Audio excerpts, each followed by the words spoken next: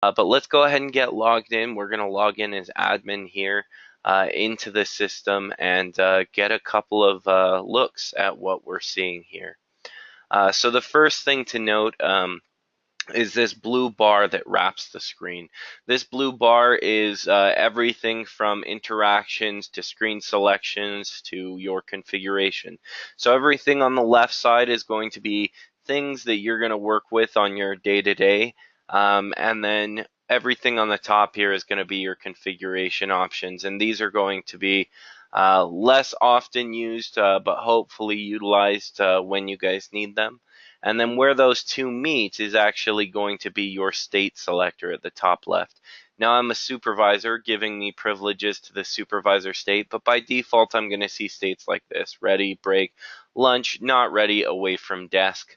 Um, in order to handle an interaction that would be automatically distributed, I need to go into ready. So what that means is once I'm in the ready state, I am eligible to receive interactions that would be automatically distributed. These include our inbound calls. The system is going to determine which of you guys to route to, and then as long as you're in ready, you are in the pool of available agents to receive the call. But more than that, your state selector should be seen as an indicator to your organization about what you're doing on a regular basis. So if I'm away from my desk, maybe I select away from my desk. Or if I'm away from my desk because I'm on lunch, maybe I'm on lunch. And they do have the ability to go ahead and change and add to and remove some of these states. So you may see some other ones like meeting or specific work that involves you not taking phone calls, but they want you to still be logged in here for tracking. This is where you're going to change your state and tell the system whether or not you're ready, eligible to take calls, which is going to be that ready state again. But let's go here onto the left side and take a look at some of our other options.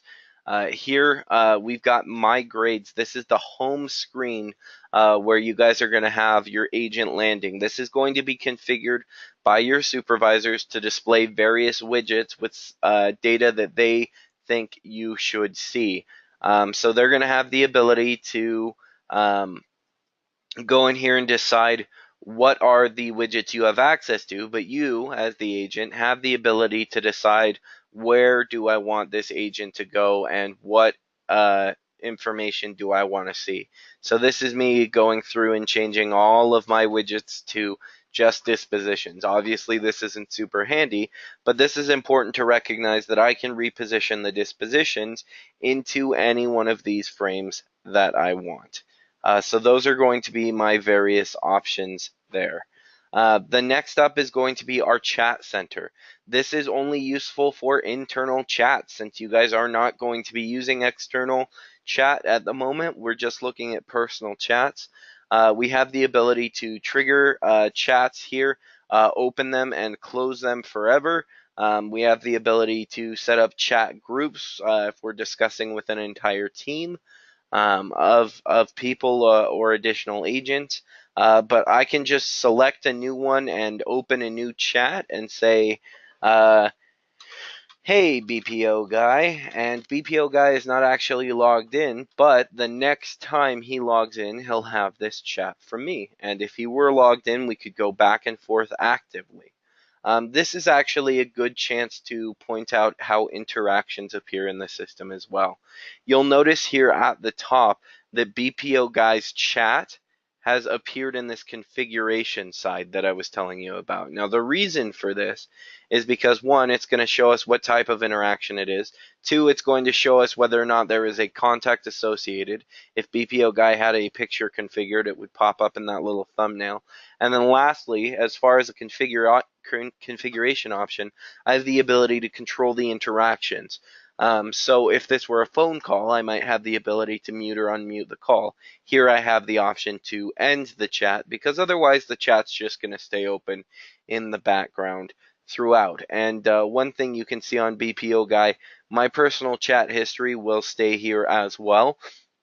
So I can still go back and look at the other information that we've chatted about. And then also, like if I need to get this interaction back, Like if I'm having an ongoing discussion with my supervisor, I'm going to send him another message, and then here we go, popped up at the top here again as another chat.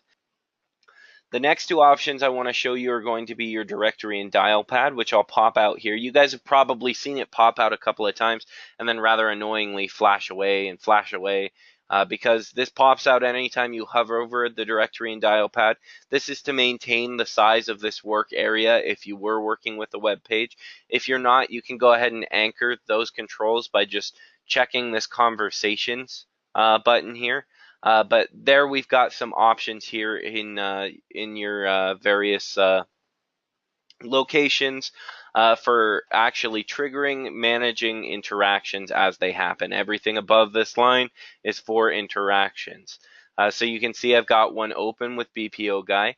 You can see I've got my service selector. This is specifically for if I'm doing a manual outbound, like if I'm calling somebody back, I might select preview campaign for my outbound, and this is just saying everything that I'm doing right now is for preview campaign, or is for sales, or is for support. This is a good way for me to determine and help my organization out with the reporting in that little way, where I can determine what the service is before I dial out a number, and then I can enter the number here, and then I can actually trigger the dial out by clicking this single phone button. And then I dial out and I reach out to whoever I'm dialing. This dial pad option is super useful if you're ever calling B2B or business calls you. You end up in an IVR and it tells you press 1, press 2, press 3, press 0. This dial pad is like you're entering numbers in on a rotary phone, so it's a good utility for writing and responding to those B2B IVRs for you. Your recent is going to show you all of your recent calls and interactions that you've handled. Anything that is in red tried to route to you and failed. So you can see I have a big block of unanswered calls there in the middle. And then other than that, just various interactions, including my interaction with BPO Guy, which I started at 5:23. It's now 5:29. The interaction is still going, but since I've had other interactions since, it writes to my recent calls or recent interactions, because those are my interactions. I'm going to go a little bit out of order here and go to the directory because the favorites is contingent on it. We have the ability to search through any of your internal numbers. This is also super handy for your supervisors, because if you have like transfer numbers that you normally have to transfer to, they can also add additional folders other than your standard company directory for you to transfer to third-party verification services or things like that. Any of those numbers that you favorite after you're open with an interaction on will show up in your favorites section, and I will show you specifically how to add a number to your favorites once we get on an interaction. But let's wait for an interaction to come in. We'll go ahead and go ready and see if we can't get a call going for ourselves. Typically, you'll wait here up to a couple minutes, but then when one comes in, you'll see an accept or reject come in at the bottom, as well as, if you don't have any other interactions, the ability to accept or reject it at the top there. So we hit accept, and then we now have two interactions handled in our system. And we've got various call controls. We can hop back and forth. You can see I can hop back and forth between BPO Guy and my active call. And on my active call, like I said, I've got some additional call information up here. I can see this is a call type interaction versus a chat type interaction. I have the ability to mute or unmute myself, start or stop a recording. I have the ability to put the call on hold, add a new contact based on the phone number, or add to existing. I can see how long the call has been going for, and I can end the call at the top. I can do all of those things up there. I can do all of those things if I'm looking at my interactions. But if I'm not, if I'm working back here on something else or looking at my calendar, and then at some point I need to put the call on hold, I can go ahead and put it on hold, bring it back, retrieve it, super easy without having to look at this control panel here. The last option you have in your basic call controls is going to be your ability to flag the call. This is super handy because if I flag an interaction and then hang up with it, then it's going to be much easier for me to see in something like my recent section, not specifically for me, but for my supervisor. If I say, hey, I had a call with such and such number at 5:30 p.m., then they might go, well, what call do you mean? Because there were several calls at 5:30 p.m. And you can just say, oh, well, I flagged it for your convenience. And bada boom, they'll be able to see that on their side. Very useful utility to get some visibility from your supervising team on what's going on with your call. This also shows up in reporting, so it's really easy if the call needs to go back and be reviewed. If you said something or the customer said something that you need a supervisor's take on, you can flag that and then tell them, hey, can you look up such and such call and give me your feedback on it, and your supervisors have the ability to do so. If I go back to directory and dial pad, you see I get all of my controls back, but I still have my active interactions. Why this is handy is because I can now, I'm just going to go grab a phone number here real quick. I can now trigger another interaction by dialing a phone number and then dialing out. So from here, I now have 3 interactions, BPO guy, I've got my active call, and then I've got my other call that I've placed on hold. This is super useful for warm transfers. I've placed the customer on hold. I'm calling my supervisor, my third-party verifier. I'm saying, hey, such and such name needs such and such thing. Can I bring them over? Great. I'm going to hit this wonderful merge button. It's 3 people, and now all of a sudden we're in a conference. So that's totally useful. I only gain one other piece of call control once I'm in a conference, and that's the leave button. If I leave, then they stay on the call. If I end the call, it ends the call for everyone. So I'm going to hit leave, and now that person, although I'm back and ready, is still on the call with the other person. So that is a great way to do kind of a 2-step transfer. Now, what if you're looking to do more of a 1-step conference? So I get a call from a customer, it comes in, I go ahead, I accept the call, and rather than put them on hold, I don't want them to be on hold. I'm going to go ahead and I'm going to select that drop down, and I'm going to click this double phone button. And then from here, I'm going to take the number that I had ready to dial, and then I'm going to initiate a conference call. And now we're all on a conference together as soon as the receiving party answers, rather than being on a 2-step transfer.